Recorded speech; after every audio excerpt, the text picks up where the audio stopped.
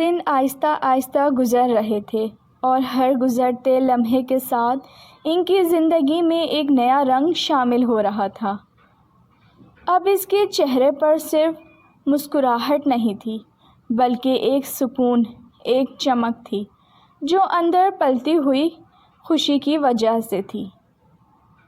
آج گھر میں کچھ خاص تھا۔ اس کی امی، بہنیں سب آنے والی تھیں۔ میں ٹھیک لگ رہی ہوں نا؟ اس نے آئینے میں خود کو دیکھتے ہوئے پوچھا۔ وہ پیچھے سے آیا، مسکرا کر بولا، تم ہمیشہ سے خوبصورت تھیں، مگر آج کچھ زیادہ ہی۔ وہ ہنس دی۔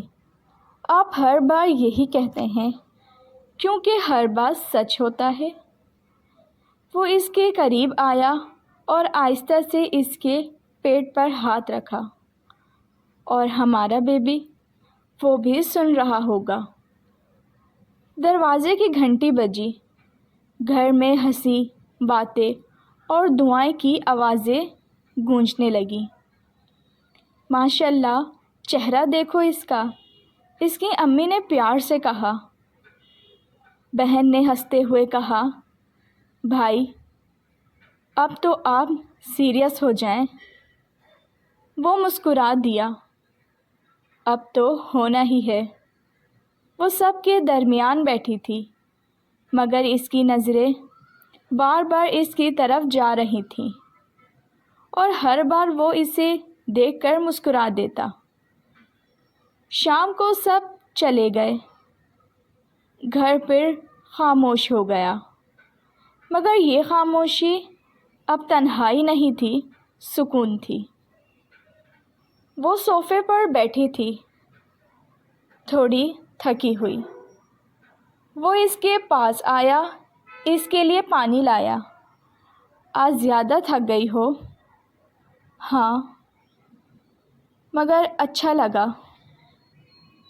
وہ اس کے پاس بیٹھ گیا اور اس کا ہاتھ اپنے ہاتھوں میں لے لیا۔ تم خوش ہو؟ وہ اس کی طرف دیکھ کر مسکرائی۔ بہت۔ رات کو وہ دونوں بیلکنی میں کھڑے تھے۔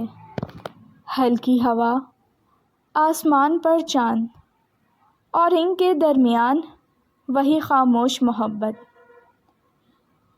نام سوچا ہے؟ اس نے آہستہ سے پوچھا۔ وہ ہنس دیا۔ اتنی جلدی؟ کیوں نہیں، مجھے تو ابھی سے سب پلان کرنا ہے۔ وہ اس کے قریب آیا اور آہستہ سے بولا،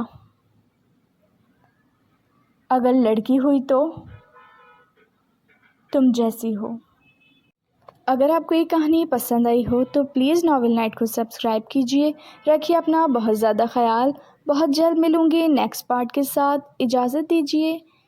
اللہ حافظ۔